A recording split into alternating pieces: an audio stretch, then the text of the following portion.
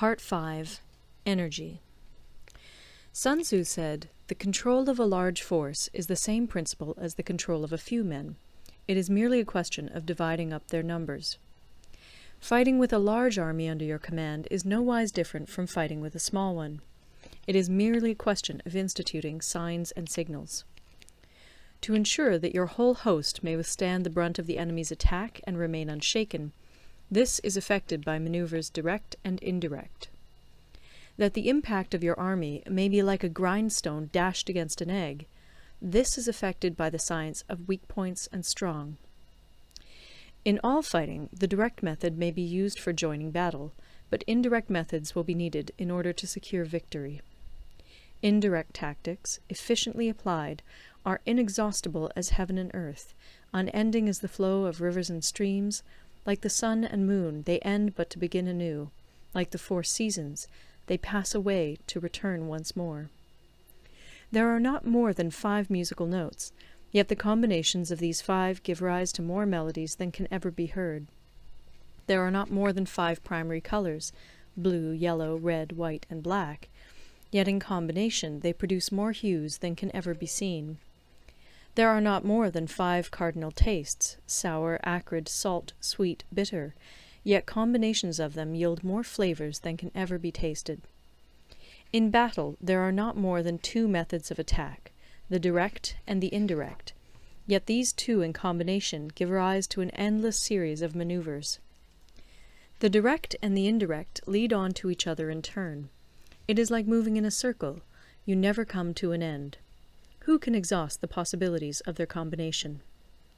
The onset of troops is like the rush of a torrent which will even roll stones along in its course. The quality of decision is like the well-timed swoop of a falcon, which enables it to strike and destroy its victim. Therefore, the good fighter will be terrible in his onset and prompt in his decision. Energy may be likened to the bending of a crossbow, decision to the releasing of a trigger. Amid the turmoil and tumult of battle, there may be seeming disorder, and yet no real disorder at all. Amid confusion and chaos, your array may be without head or tail, yet it will be proof against defeat. Simulated disorder postulates perfect discipline. Simulated fear postulates courage. Simulated weakness postulates strength. Hiding order beneath the cloak of disorder is simply a question of subdivision. Concealing courage under the show of timidity presupposes a fund of latent energy. Masking strength with weakness is to be effected by tactical dispositions. Thus, one who is skillful at keeping the enemy on the move maintains deceitful appearances, according to which the enemy will act. He sacrifices something that the enemy may snatch at it. By holding out baits, he keeps him on the march. Then, with a body of picked men, he lies in wait for him. The clever combatant looks to the effect of combined energy, and does not require too much from individuals. Hence his ability to pick out the right men and utilize combined energy. When he utilizes combined energy, his fighting men become as it were like unto rolling logs or stones, for it is the nature of a log or stone to remain motionless on level ground, and to move when on a slope. If four-cornered, to come to a standstill, but if round-shaped, to go rolling down. Thus the energy developed by good fighting men is as the momentum of a round stone rolled down a mountain thousands of feet in height. So much on the subject of energy. End of Part 5. Part 6. Weak Points and Strong. Sun Tzu said, "Whoever is first in the field and awaits the coming of the enemy will be fresh for the fight. Whoever is second in the field and has to hasten to battle will arrive exhausted." Therefore, the clever combatant imposes his will on the enemy, but does not allow the enemy's will to be imposed on him. By holding out advantages to him, he can cause the enemy to approach of his own accord, or, by inflicting damage, he can make it impossible for the enemy to draw near. If the enemy is taking his ease, he can harass him. If well supplied with food, he can starve him out. If quietly encamped, he can force him to move. Appear at points which the enemy must hasten to defend. March swiftly to places where you are not expected. An army may march great distances without distress, if it marches through country where the enemy is not. You can be sure of succeeding in your attacks if you only attack places which are undefended. You can ensure the safety of your defense if you only hold positions that cannot be attacked. Hence that general is skillful in attack whose opponent does not know what to defend, and he is skillful in defense whose opponent does not know what to attack. O divine art of subtlety and secrecy! Through you we learn to be invisible, through you inaudible, and hence we can hold the enemy's fate in our hands. You may advance and be absolutely irresistible if you make for the enemy's weak points. You may retire and be safe from pursuit if your movements are more rapid than those of the enemy. If we wish to fight, the enemy can be forced to an engagement even though he be sheltered behind a high rampart and a deep ditch. All we need do is attack some other place that he will be obliged to relieve. If we do not wish to fight, we can prevent the enemy from engaging us even though the lines of our encampment be merely traced out on the ground. All we need do is throw something odd and unaccountable in his way. By discovering the enemy's dispositions and remaining invisible ourselves, we can keep our forces concentrated while the enemy's must be divided. We can form a single united body, while the enemy must split up into fractions. Hence there will be a whole pitted against separate parts of a whole, which means that we shall be many to the enemy's few. And if we are able thus to attack an inferior force with a superior one, our opponents will be in dire straits.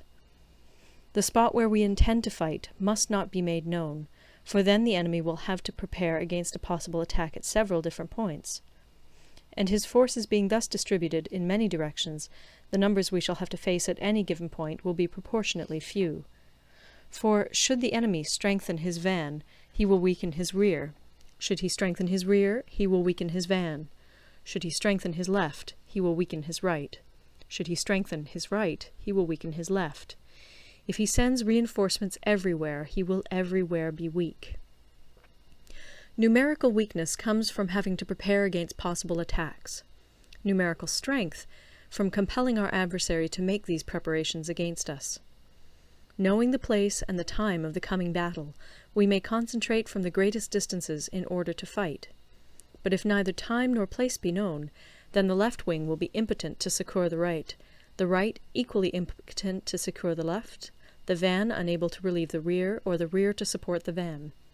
How much more so if the furthest proportions of the army are anything under 100 li apart, and even the nearest are separated by several li? Though according to my estimate the soldiers of Yue exceed our own in number, that shall advantage them nothing in the matter of victory. I say then that victory can be achieved. Though the enemy be stronger in numbers, we may prevent him from fighting. Scheme so as to discover his plans and the likelihood of their success. Rouse him, and learn the principle of his activity or inactivity. Force him to reveal himself, so as to find out his vulnerable spots. Carefully compare the opposing army with your own, so that you may know where strength is superabundant and where it is deficient. In making tactical dispositions, the highest pitch you can attain is to conceal them. Conceal your dispositions, and you will be safe from the prying of the subtlest spies, from the machinations of the wisest brains. How victory may be produced for them out of the enemy's own tactics, that is what the multitude cannot comprehend. All men can see the tactics whereby I conquer, but what none can see is the strategy out of which victory is evolved. Do not repeat the tactics which have gained you one victory, but let your methods be regulated by the infinite variety of circumstances.